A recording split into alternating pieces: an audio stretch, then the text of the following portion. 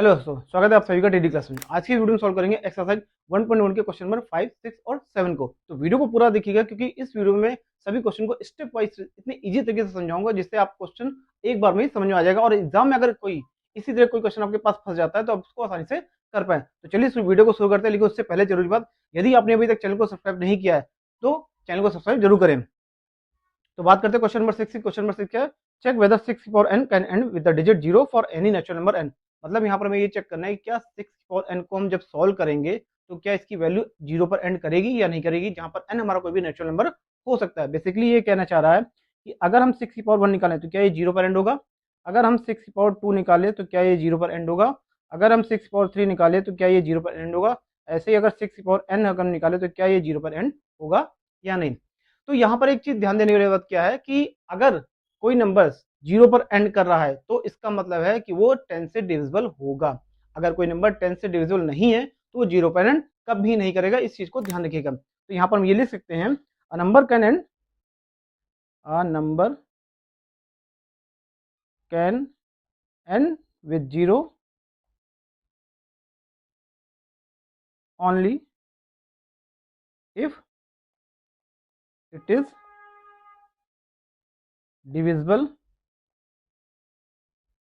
by 10। अब 10 से अगर डिविजिबल है तो वो नंबर हमारा क्या होगा, 0 पर एंड होगा। अगर 10 से डिविजिबल नहीं है तो वो 0 पर एंड नहीं होगा। 10 का मतलब हो जाता है कि इसके अगर फैक्टर निकाला तो क्या हो जाएगा, 2 इंटू 5। तो मतलब अगर हम किसी नंबर के प्राइम फैक्टर निकाले और प्राइम फैक्टर में 2 और 5 दोनों हमें मिल रहे हैं तो वो नंबर हमारा क्या होगा, 0 पर एंड करेगा। तो यहाँ पर हमारे पास नंबर क्या है, 6 की पावर n। अब 6 पावर के n के जब हम फैक्टर करेंगे तो क्या हो जाएगा, 2 इंटू 3 की पावर n, या हम ये कह लें 2 की पावर n इंटू 3 की पावर n। अब यहां पर देखिए फैक्टर कौन कौन से हैं हमारे, फैक्टर हमारे कौन से हैं, 2 आया है और दूसरा कौन सा है, 3 है। क्या यहाँ पर 5 फैक्टर हमारा आया है? नहीं आया।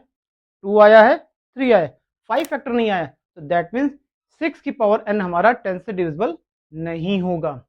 क्यों? क्योंकि यहाँ पर ना 2 है, 2 तो है हमारा, बट यहाँ पर 5 नहीं है। जब दोनों होंगे तब ये 10 से डिविजिबल होगा, और जब ये 10 से डिविजिबल होगा तो हमारा ये 6 की पावर n क्या होगा, 0 पर एंड करेगा। नेचुरल नंबर हम कोई भी वहां पर लेकर भी चेक कर सकते हैं, ठीक है। तो इसको हम ऐसे लिख सकते हैं, सिंस देयर इज नो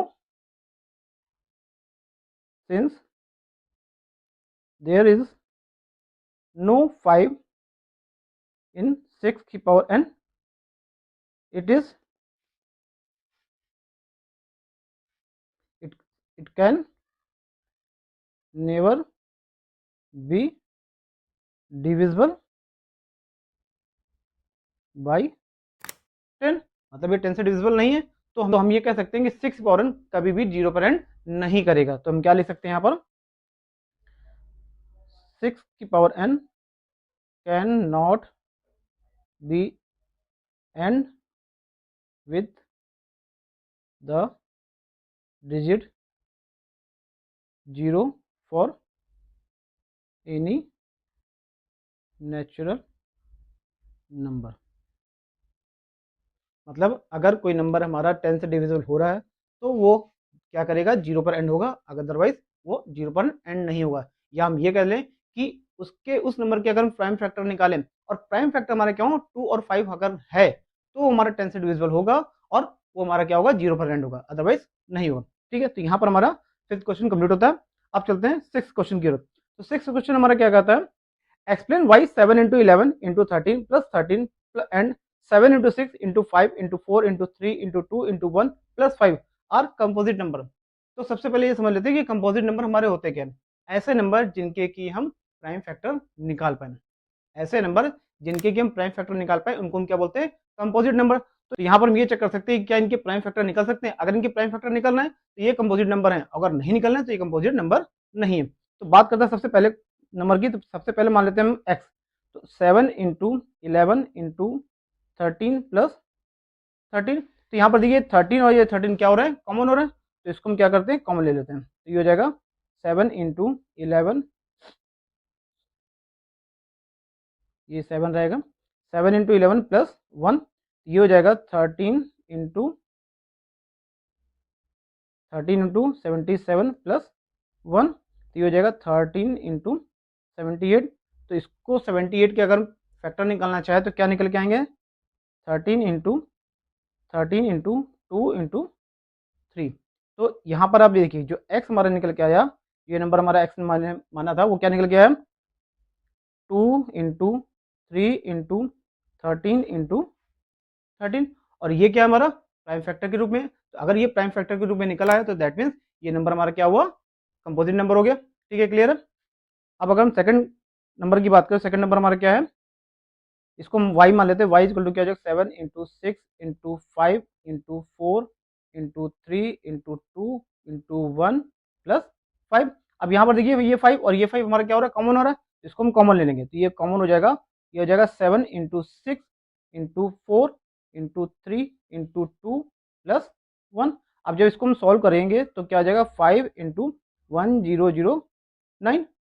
तो यहाँ पर हम ये कह सकते हैं 5 × 1009, ये भी क्या हमारा प्राइम फैक्टर के रूप में आ गया। तो अगर ये प्राइम फैक्टर के रूप में आ गया तो इसको भी हम क्या बोल सकते हैं कंपोजिट नंबर। अगर ये प्राइम फैक्टर के रूप में नहीं होता तो इसको हम कंपोजिट नंबर नहीं बोल सकते। तो यहाँ पर हम ये कह सकते हैं कि both numbers are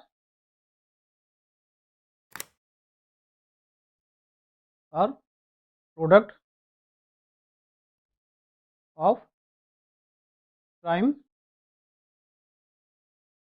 numbers, therefore they are composite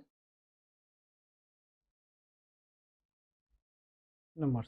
ठीक है, मतलब इन दोनों नंबरों को जब हमने सॉल्व किया, सॉल्व करने में क्या मिला कि दोनों नंबरों के प्राइम फैक्टर किए जा सकते हैं। अगर किसी नंबर के प्राइम फैक्टर किए जा सकते हैं तो उसको हम क्या कर सकते हैं कंपोजिट नंबर बोल सकते हैं। तो अब बात करते हैं क्वेश्चन नंबर 7 की। क्वेश्चन नंबर 7 क्या है कि यहाँ पर हमें एक सर्कल दिया हुआ है। इस सर्कल में हमें ये कह रहा है कि सोनिया और रवि एक स्टार्टिंग पॉइंट से चलना शुरू करते हैं।